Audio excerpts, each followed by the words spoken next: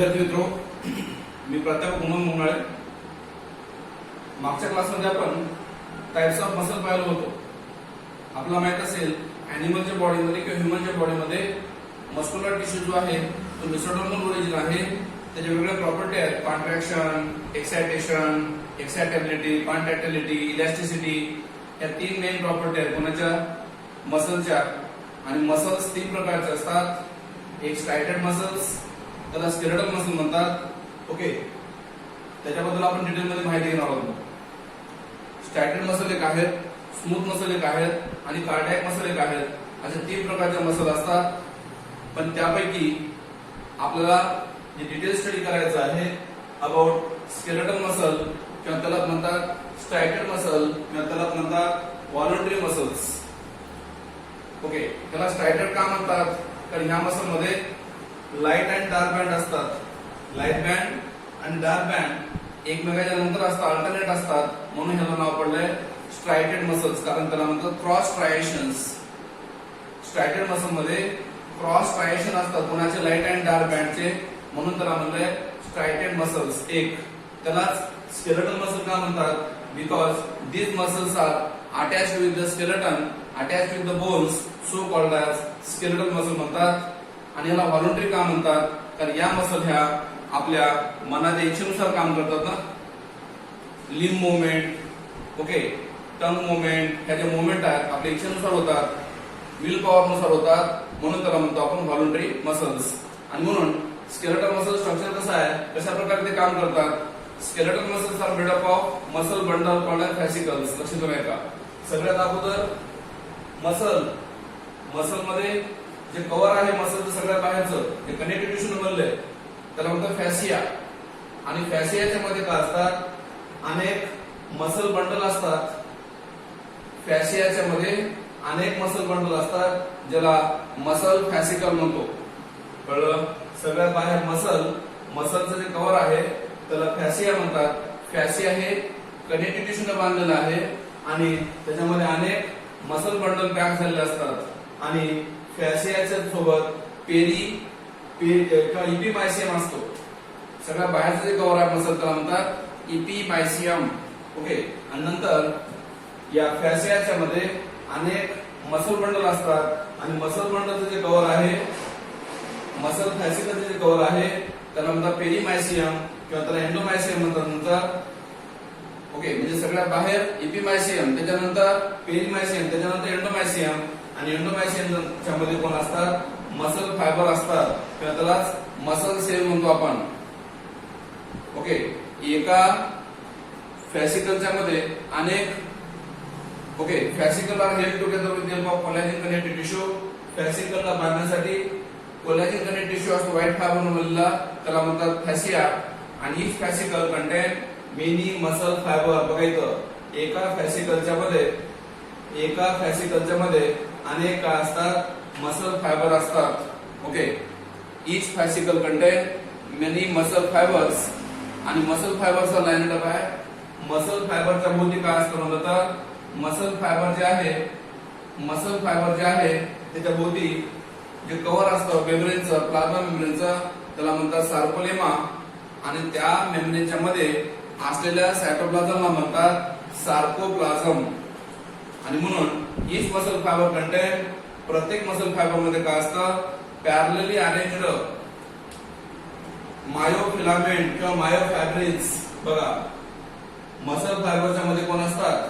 मायोफायब्रिल किंवा मायोफिलामेंट असतात, जे की एकमेकांना पॅरलली अरेंज झालेले असतात, एकमेकांना समांतर असतात. कोण? मायोफिलामेंट किंवा मायोफायब्रिल. आणि या मायोफिलामेंट किंवा मायोफायब्रिल मध्ये काय असतात? अल्टरनेट बँड असतात. कोणते?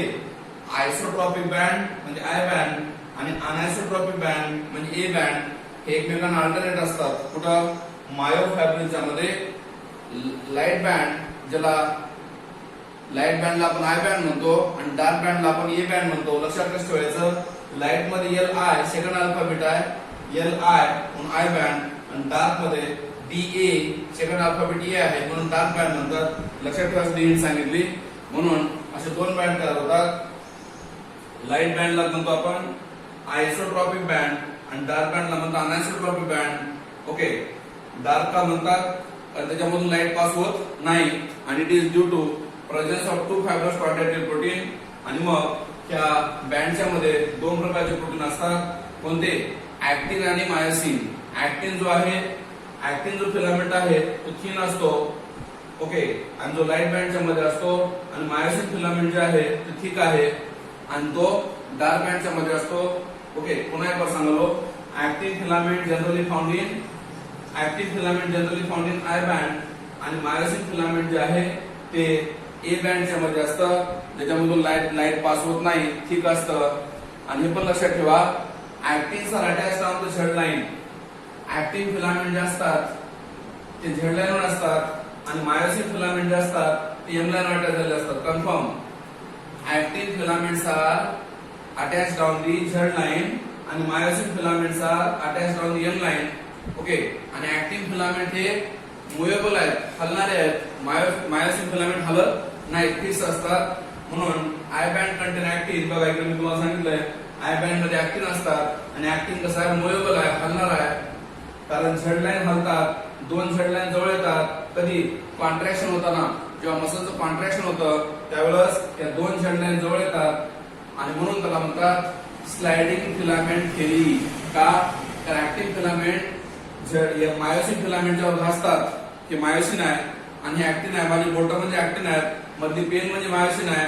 ऍक्टिन फिलामेंट काय होतं, मायोसिन फिलामेंटच्या वर घासतं आणि म्हणून त्याला म्हणतात स्लायडिंग फिलामेंट थेरी.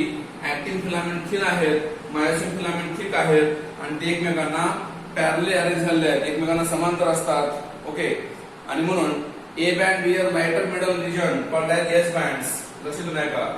ए बँडच्या मध्ये जो लाइटर पार्ट असतो, थोडासा लाइटर पार्ट, त्या पार्टला म्हणतात एच बँड किंवा त्याला एच झोन म्हणतात.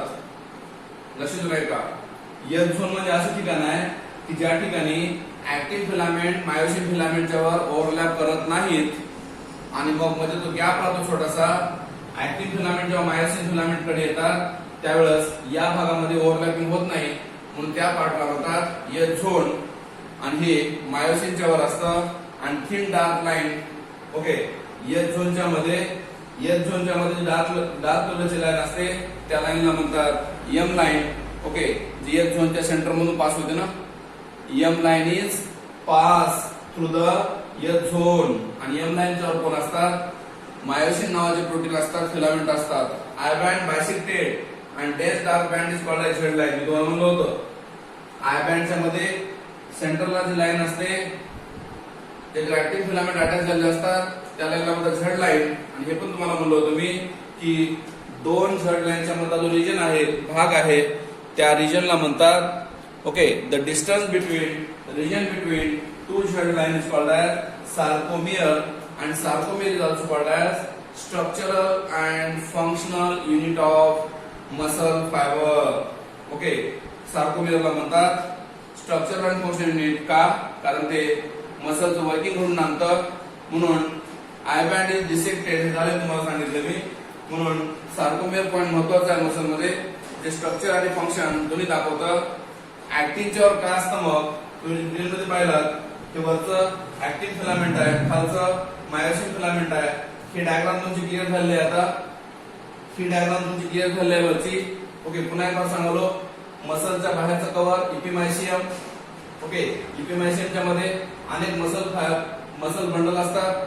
मसल बंडलला जोडणारं, बांधणारं कनेक्टिव्ह टिश्यूचं स्ट्रक्चर, कोलॅजिन टिश्यूचं स्ट्रक्चर, फॅसियाच्या मध्ये मसल फॅसिकल असतात, मसल बंडल असतात. मसल बंडलचा कव्हरला म्हणतात पेरिमायसियम. पेरिमायसियमच्या मध्ये असतात एंडोमायसियम. एंडोमायसियमच्या मध्ये असतात अनेक मसल फायबर्स. मसल फायबरचं जे कव्हर आहे त्याला म्हणतात सार्कोलेमा. सार्कोलेमाच्या मध्ये काय असतात? अनेक मायोफायब्रिल असतात आणि मायोफायब्रिलच्या वर लाईट आणि डार्क बँड असतात. ओके, आणि लाईट बँडच्या मध्ये काय असतं? ऍक्टिन फिलामेंट आहे आणि डार्क बँडच्या मध्ये मायोसिन फिलामेंट आहे. So this is about the structure of. Okay, हे झालं काय? स्ट्रक्चर कोणाचं? मसलचं. आणि तुम्हाला बोललो मी जेव्हा मसलचं वर्किंग होतं त्यावेळेस मसल कॉन्ट्रॅक्शन जेव्हा होतं त्यावेळेस दोन झेड लाईन जवळ येतात आणि ऍक्टिन फिलामेंट जवळ येतात आणि मग त्या प्रोसेसला म्हणतो contraction. Okay, actin filament is made up of two filament आणि एफ ऍक्टिन. बघा ऍक्टिन फिलामेंट मध्ये काय काय असतं? Actin filament is made up of F actin आणि एफ ऍक्टिन च्यावर कोण असतं? एफ ऍक्टिनचा अर्थ काय? फिलामेंटस ऍक्टिन. लॉंग असतं हे फिलामेंटस ऍक्टिन आणि filamentous actin is made up of okay double helix. Filamentous actin किती असतात? हे एक आणि दोन असे दोन असतात आणि फिलामेंटस ऍक्टिन मध्ये जे पॉलिमर असतं त्याला म्हणतात ग्लोब्युलर ऍक्टिन. बघा हे फिलामेंटस ऍक्टिन जे आहे, एफ ऍक्टिन जे आहे त्यावरचे एकाला म्हणतात, एका अशा स्ट्रक्चरला म्हणतात जी ऍक्टिन. जी चा अर्थ काय? ग्लोब्युलर ऍक्टिन. म्हणजे अनेक जी ऍक्टिन, अनेक मोनोमर कंबाईन होऊन पॉलिमर बनतं म्हणून जी ऍक्टिनचं रूपांतर ग्लोब्युलर ऍक्टिनचं रूपांतर एफ ऍक्टिन म्हणजे फिलामेंटस ऍक्टिन मध्ये बनतं. ओके, आणि डबल हेलिक्स असते आणि कळलं ना की पूर्ण जे आहे ते एफ ऍक्टिन आहे आणि त्यामध्ये एकाला म्हणायचं जी ऍक्टिन, ग्लोब्युलर ऍक्टिन म्हणतात. त्याचे लॉंग चेन तयार होते जी ऍक्टिनचे आणि मग त्याचं रूपांतर एफ ऍक्टिन मध्ये बनतं. आणि ऍक्टिन कंटेन टू अदर प्रोटीन. ऍक्टिन मध्ये दुसरे दोन प्रोटीन असतात. कोणते? ट्रोपोमायोसिन जे एफ ऍक्टिनला पॅरलल असतं. एफ ऍक्टिनला पॅरलल असलेलं दुसरं कोण आहे? ट्रोपोमायोसिन नावाचं एक प्रोटीन आहे. ओके, आणि दुसरं troponin. Troponin is made up of 3 sub unit 1 2 3.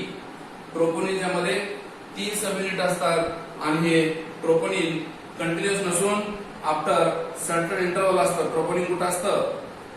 2 filament of the tropomyosin. बघा ट्रोपोमायोसिनचे 2 फिलामेंट, हे एफ ऍक्टिनला ट्रोपोमायोसिनचे 2 फिलामेंट एफ ऍक्टिनला पॅरलल असतात. ओके, आणि त्या ठिकाणी along with the grow of the F actin double helix structure तयार करतात. डबल हेलिक्स म्हणजे गुंडाळलेल्या दोरीसारखं स्ट्रक्चर तयार करतात. आणि ट्रोपोनिन तुम्हाला म्हणलं मी ज्यामध्ये 3 सब युनिट आहेत आणि ते कुठं आहे?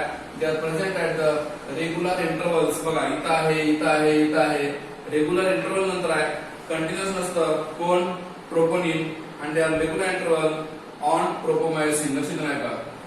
ट्रोपोनिन्स are present on the tropomyosin at regular intervals. एका विशिष्ट अंतरावर असतात आणि the resting state subunit of the troponin mask the binding site of myosin. बघा जेव्हा रेस्टिंग करतात, जेव्हा मसलचं रेस्टिंग असतं, मसल कुठले काम करत नाहीत, त्यावेळेस ते ट्रोपोनिनच्या वर काय असतं? मास्क असतं. मास्क म्हणजे काय? थोडक्यात कवच असतं एक प्रकारचं, आवरण असतं एक प्रकारचं. आणि ते मास्क काय करू देत नाही? बाइंडिंग करू देत नाही. कोणाला? ऍक्टिनला. कोणासोबत? मायोसिन सोबत. मास्क असल्यामुळे काय होतं? ओके, रेस्टिंग स्टेट मध्ये ट्रोपोनिनच्या वर मास्क असतं आणि म्हणून मास्क असल्यामुळं binding site of the myosin on the actin filament. Okay, myosin हे काय करत नाही? हे मायोसिन जे आहे मास्क असल्यामुळं ऍक्टिन सोबत बाइंड होत नाही. आणि मग व्हॉट इज मायोसिन? प्रत्येक मायोसिन फिलामेंट जे आहे कशाने बनलंय? प्रत्येक मायोसिन फिलामेंट मध्ये काय असतात? पॉलिमर असतात. Each myosin filament is made up of polymer of monomeric protein called meromyosin. प्रत्येक मायोसिन मध्ये काय असतं? पॉलिमर असतं आणि त्या पॉलिमरला म्हणतात मेरोमायसिन. दिस इज द स्ट्रक्चर ऑफ मेरोमायसिन. अनेक मेरोमायसिन असतात. कोणामध्ये? एका मायोसिनच्या मध्ये. आणि मेरोमायसिन मध्ये पुन्हा 2 पार्ट असतात. प्रत्येक मेरोमायसिन मध्ये 2 पार्ट असतात. हा जो समोरचा भाग आहे त्याला म्हणतात हेड आणि पाठीमागचा जो भाग आहे त्याला म्हणतात टेल. पुन्हा एक बार सांगालो, मायोसिनच्या मधल्या सिंगल युनिटला मोनोमरला म्हणतात मेरोमायसिन. मेरोमायसिनचे पुन्हा 2 पार्ट पडतात. समोरचा भागाला म्हणतात हेड किंवा त्याला एचएमएम म्हणतात, हेवी मेरोमायसिन म्हणतात.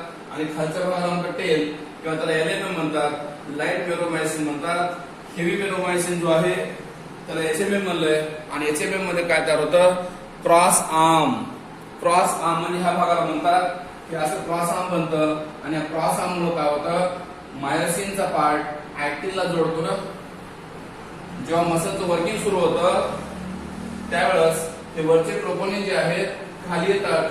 ते खाली येतात असे आणि खाली आल्यामुळं त्या मायोसिनच्या मेरोमायसिनच्या हेड सोबत त्याची बाइंडिंग होते आणि मग मसलचं वर्किंग सुरू होतं. म्हणून मी म्हणलो तुम्हाला म्युरोमायसिनचे दोन पार्ट आहेत.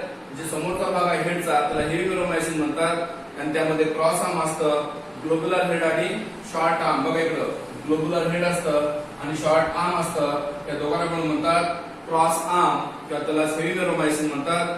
आणि जे वर आहे आउटवर्ड आहे, प्रोजेक्टेड आहे आणि लाईट म्युरोमायसिन जे आहे हे लॉंग त्याला म्हणतात एलएमएम किंवा त्याला म्हणतो आपण टेल असं म्हणतो. आणि होतंय काय, the globular head is active ATP enzyme. बघा इकडं हेडच्या मध्ये दोन साइट आहेत. कोणत्या? पहिली जी साइट आहे ऍक्टिन बाइंडिंग साइट, ही जी वरची साइट आहे अशी साइट आहे की ज्याच्यामध्ये ऍक्टिनचा ट्रोपोनिन नावाचा पार्ट बाइंड होतो. कधी? जेव्हा मसलचं वर्किंग होणार आहे, मसलचं वर्किंग होणार आहे आणि त्यावेळेस ट्रोपोनिनच्या वरचं जे मास्क आहे ते निघून जातं. ट्रोपोनिनच्या वरचं मास्क निघून जातं आणि ट्रोपोनिन खाली येतं आणि हे हेवी म्युरोमायसिनच्या हेडला अटॅच होतं. त्याला म्हणतात active binding site, actin binding site म्हणतात. आणि त्या ठिकाणी एन्झाइम मदत करतो. एन्झाइम मदत करतो, त्याचं नाव आहे एटीपेज एन्झाइम्स. एटीपेज नावाचा एन्झाइम. तर स्ट्रक्चर ऑफ स्ट्रायटेड मसल संपल्यानंतर स्ट्रक्चर ऑफ स्ट्रायटेड मसल जे आहे त्याचं स्ट्रक्चर आपण पाहिलं आतापर्यंत. आता आपण पाहिलं mechanism of muscle contraction. Striated muscle जे असतात त्याचं कॉन्ट्रॅक्शन कसं होतं, त्याचं मेकॅनिझम काय आहे त्याबद्दल आपण चर्चा करत आहोत. ओके, तर according to the sliding filament theory, sliding filament theory का म्हणतात, तर या ठिकाणी काय होतं, हे जे पेन आहे माझे पेन म्हणजे मायोसिन आहे आणि माझी बोटं म्हणजे ऍक्टिन आहे. तर ऍक्टिन फिलामेंट जे आहे ते मायोसिनवर घासतं, स्लायडिंग करतं म्हणजे घासतं. आणि एक प्रोटीन दुसऱ्या प्रोटीनवर, एक फिलामेंट दुसऱ्या फिलामेंटवर घासल्यामुळं त्याला म्हणतात स्लायडिंग फिलामेंट थेरी. आणि ह्या थेरीमध्ये जे ऍक्टिन फिलामेंट ऍक्टिन म्हणजे माझ्या बोटासारखं ते थिन आहे आणि जे मायोसिन आहे ते थिक आहे. आपण पहिलं सांगितलंय ऍक्टिन जे आहे झेडल्यानं अटॅच झालेले असतात आणि मायोसिन जे असतात ते एमल्यानं अटॅच झालेले असतात. तर मग वर्किंग कसं होतं, मेकॅनिझम कसं होतं मसलचं. सगळ्यात अगोदर तुम्हाला माहित आहे न्यूरॉन मसलला स्टिम्युलेशन करतात. ओके, आपल्याला माहित आहे आपल्या बॉडीमध्ये मोटर ऑर्गन जो आहे ते दोन आहेत. कोण? एक तर मसल किंवा ग्लँड्स.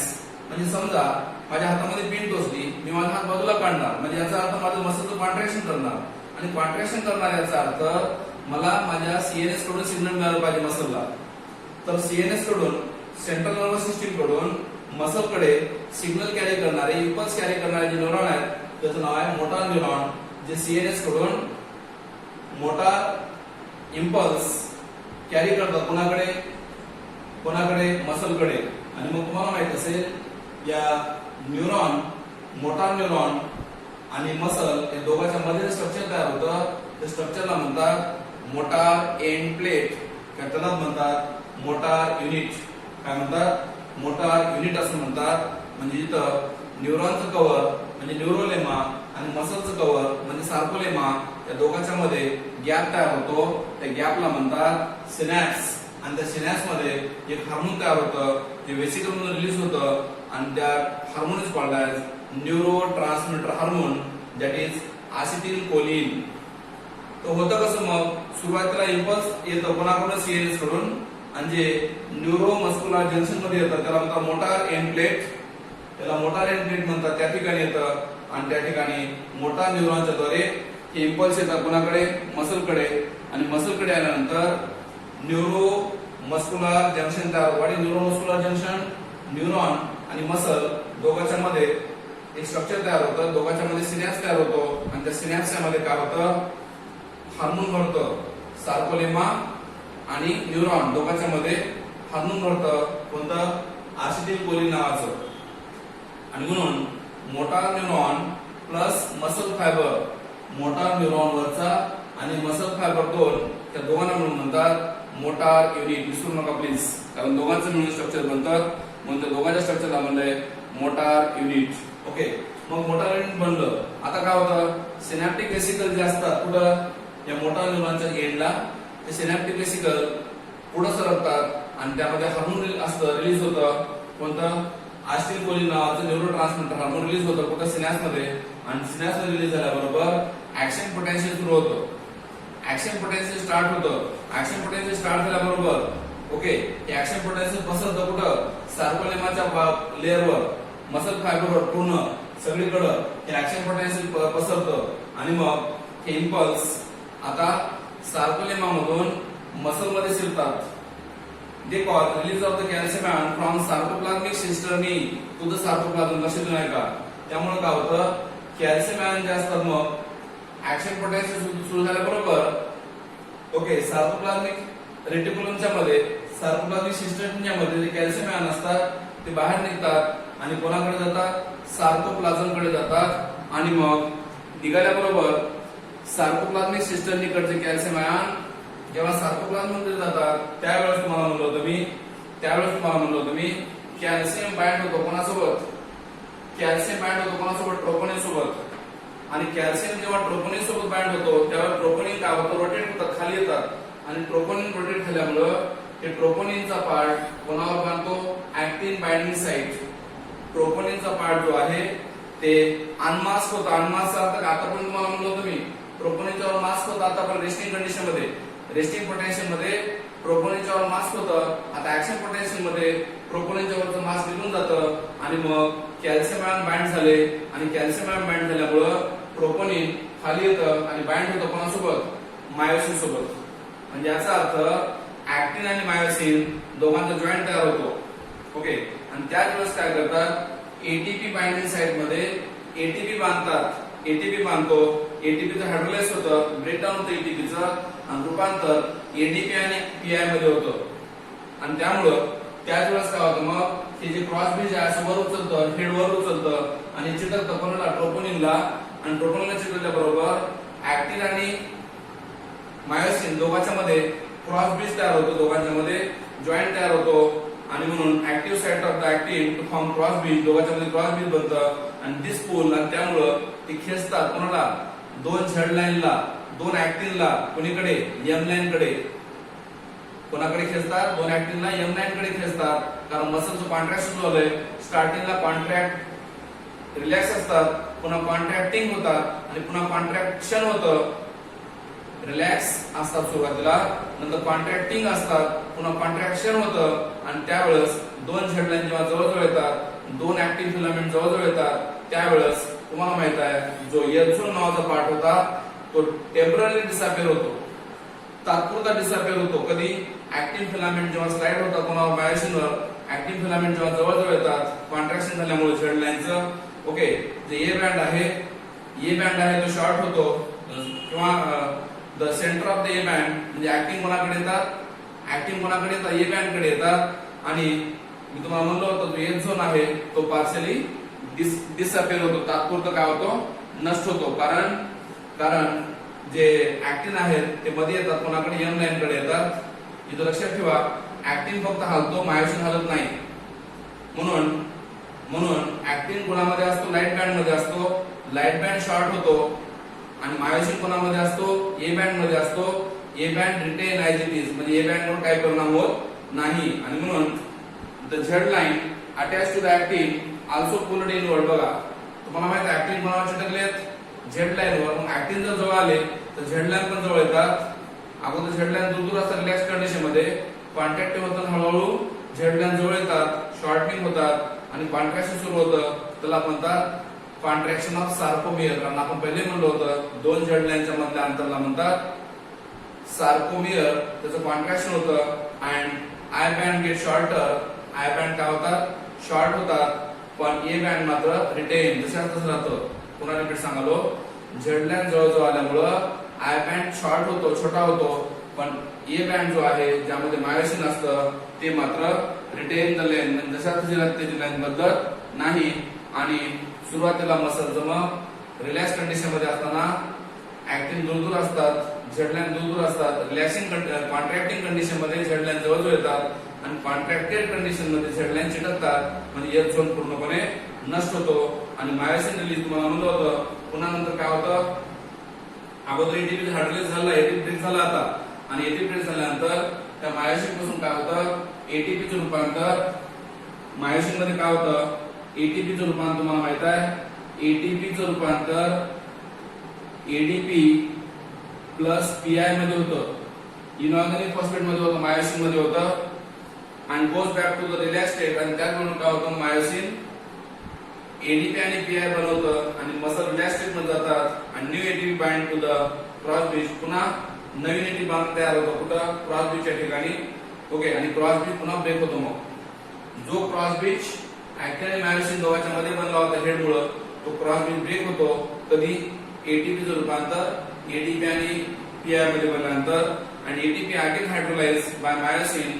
एटीपी पुन्हा हायड्रोलाइज होतो मायोसिन द्वारे and head and about the process repeated, आणि ती प्रोसेस पुन्हा पुन्हा होते. आणि म्हणून ऍक्टिन आणि मायोसिन पुन्हा एकमेकावर काय असतात घासत असतात, स्लाइडिंग करत असतात. ओके, आणि शेवटी काय होतं मग शेवटी काय होतं कॅल्शियम आयन पंप्ड बॅक. जे कॅल्शियम आयन सार्कोप्लाझमिक सिस्टमनी म्हणून सार्कोप्लाझम मध्ये आले होते आणि मसलला बांधले होते ना, किंवा ऍक्टिनला बांधले होते ना, ऍक्टिनच्या ट्रोपोनिनला बांधले होते ना, ते कॅल्शियम आयन पुन्हा वापस जातात कुठं सार्कोप्लाझम मधून सार्कोप्लाझमिक सिस्टमनी मध्ये पुन्हा वापस जातात. सार्कोप्लाझम मधून सार्कोप्लाझमिक सिस्टमनी मध्ये पुन्हा वापस जातात. कारण तुम्हाला माहित आहे sarcoplasmic system is the part of sarcoplasmic reticulum and sarcoplasmic reticulum is the storehouse of calcium ion. हा क्वेश्चन नीटला आलेला आहे. Sarcoplasmic reticulum is the storehouse of calcium ion. आणि मग ऍक्टिन फिलामेंट काय होतं अगेन मास्क्ड, ऍक्टिनच्या पुन्हा मास्किंग होतं, म्हणजे कॉन्ट्रॅक्शन पूर्णपणे होऊन रिलॅक्सेशन होऊन गेले जातात आणि Z line return, Z line वापस जातात ओरिजिनल प्लेस. आणि पुन्हा ती कंडिशन येते कोणती रिलॅक्सेशन नावाची कंडिशन येते. म्हणून सुरुवातीला मसलचं कॉन्ट्रॅक्शन झालं आणि आता मसलचं काय झालं रिलॅक्सेशन झालं.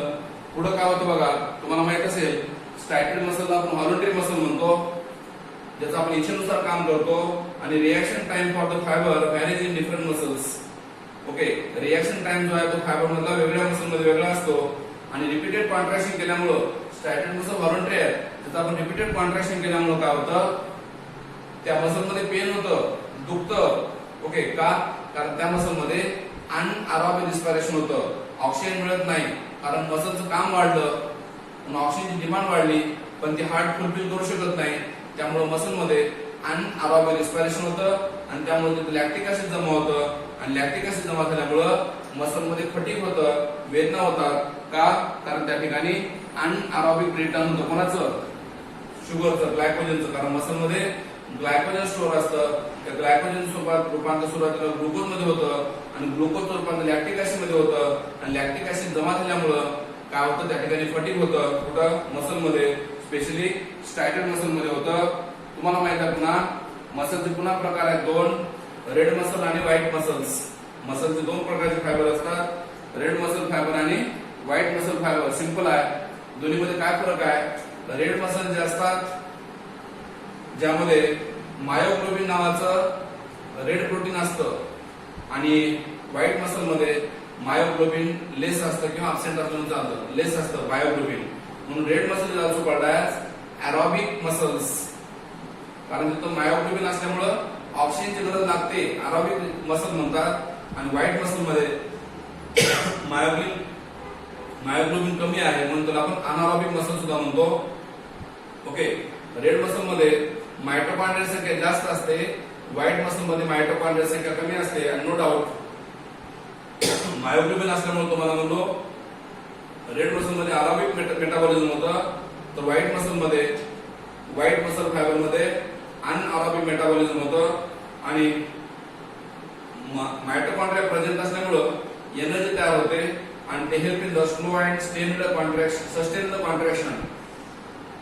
रेड मसल मध्ये मायटोकॉन्ड्रिया आहेत म्हणून एनर्जी बनते आणि त्या मसलचं वर्क कसं होतं स्लो होतं आणि सस्टेनड होतं, म्हणजे सातत्यानं होतं कॉन्ट्रॅक्शन. तर व्हाईट मसल फायबर मध्ये मायटोकॉन्ड्रिया लेस आहेत म्हणून त्याचं कॉन्ट्रॅक्शन फास्ट होतं आणि शॉर्ट पिरियड साठी होतं. कसं होतं फास्ट आणि शॉर्ट पिरियड साठी होतं. तर अशा प्रकारे हे मसल मधला डिफरन्स तुम्हाला शिकवला मी, मसलचं वर्किंग शिकवलं. आणि पुढचा जो पॉइंट आहे ह्युमन स्केलेटन, तो आपण नेक्स्ट पिरियड मध्ये घेऊया. Thank you, have a good day. All these three types of muscles have a complex structure. Let's take a look at the structure of a skeletal muscle. Each skeletal muscle consists of many muscle bundles called fascicles that are held together by a collagenous connective tissue layer called fascia. Each muscle bundle consists of many muscle fibers, where each fiber exhibits a syncytium condition, which means the sarcoplasm contains several nuclei. Did you know that the parts of a muscle fiber have been given special names? For instance, the plasma membrane is called the sarcolemma, the cytoplasm is known as the sarcoplasm, and the endoplasmic reticulum is called the sarcoplasmic reticulum. The sarcoplasmic reticulum is a storehouse of calcium ions which are important for muscle contractions. Each muscle fiber consists of several myofibrils that are parallelly arranged.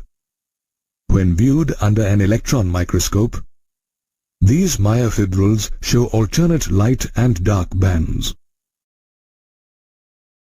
These striations are due to the alternate distribution of two important proteins, actin and myosin. The light band contains actin and is known as isotropic band or I band, whereas the dark band contains myosin and is known as anisotropic band or A band. Both actin and myosin are rod-shaped proteins arranged parallel to each other as well as to the longitudinal axis of the myofibrils. However, myosin filaments are thicker compared to actin filaments, and they are therefore also called thick and thin filaments respectively. They are alternately arranged throughout the length of the myofibrils. Each A band is bisected by a thin fibrous membrane called the M line, to which the thick filaments are attached.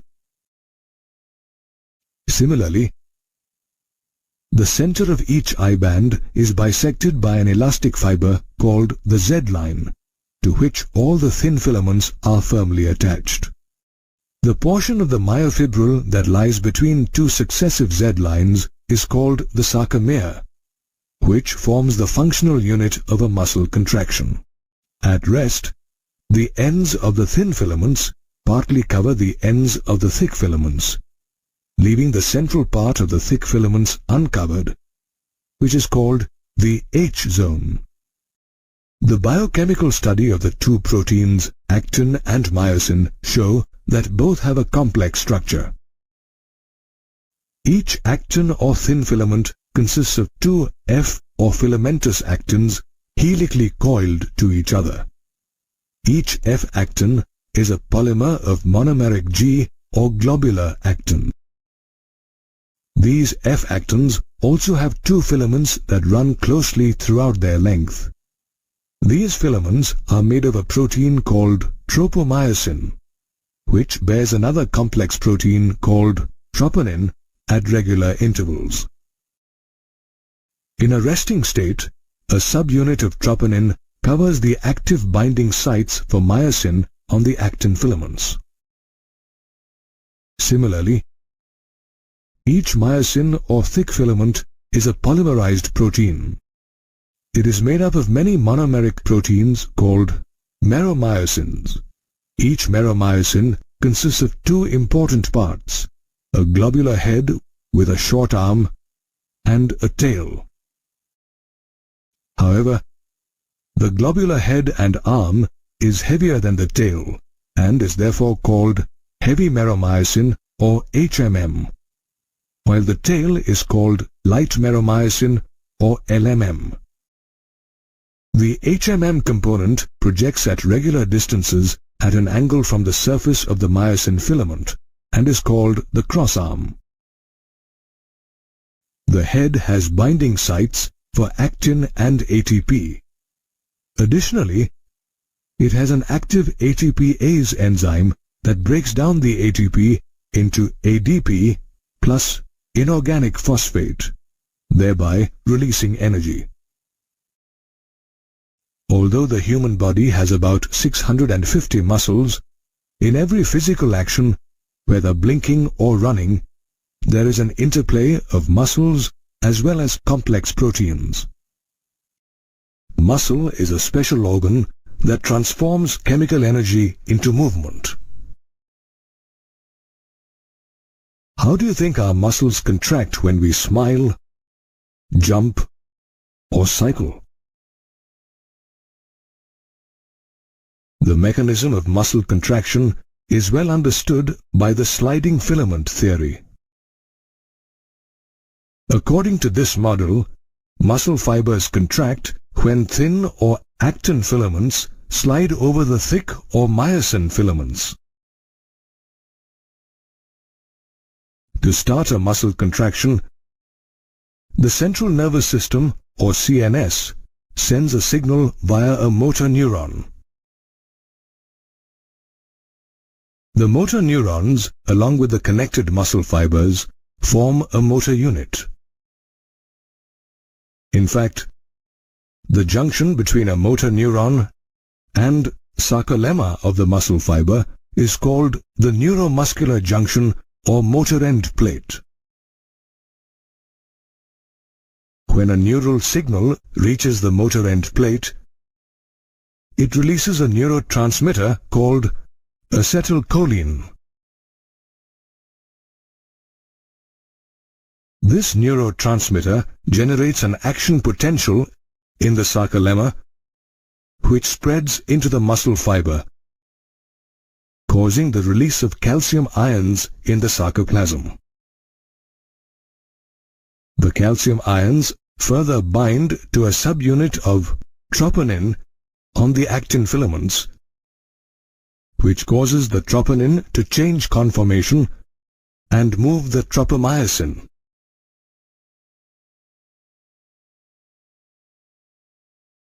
This unmasks the active sites on actin for myosin to bind to it after consuming energy released by ATP hydrolysis. Myosin binds to actin to form a cross bridge. These cross bridges are very important for muscle contraction. They pull the attached actin filaments to the center of the A band. Moreover, the Z line attached to the actins is also pulled inwards, shortening the sarcomere, thereby causing a muscle contraction.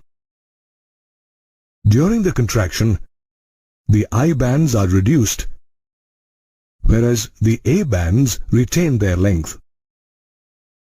Interestingly, the filaments do not change in length, but merely slide over one another during a contraction. The myosin then releases ADP and inorganic phosphate to go back to its relaxed state, after which a new ATP binds to the myosin head and the cross bridge is broken. The myosin head again hydrolyzes ATP and forms a cross bridge. The stages of cross bridge formation, rotation of myosin head and cross-bridge breakage are repeated with different or new actin molecules to cause further sliding. The process repeats till calcium ions are pumped back into the sarcoplasmic cisternae, resulting in the masking of actin filaments. This causes the Z lines to return to their original relaxed position. In fact, the repeated activation of muscles may lead to the accumulation of lactic acid due to the anaerobic breakdown of glycogen, causing muscle fatigue. Muscles can be of two types. 1. Those that undergo aerobic respiration, and 2. Those that depend on anaerobic process for energy. Muscles that respire aerobically are also called red fibers. They are thus named because these muscles contain a red pigment called myoglobin that stores oxygen. These muscles also have several mitochondria that consume the stored oxygen for ATP production. On the other hand, muscles that show anaerobic activity are called white fibers. They are thus named because they have very little myoglobin. They are high on sarcoplasmic reticulum but possess few mitochondria. Consequently, they use anaerobic energy processes. All muscles, however, irrespective of showing aerobic or anaerobic activity, contract via the sliding filament mechanism. Have you ever wondered how a boneless body would look?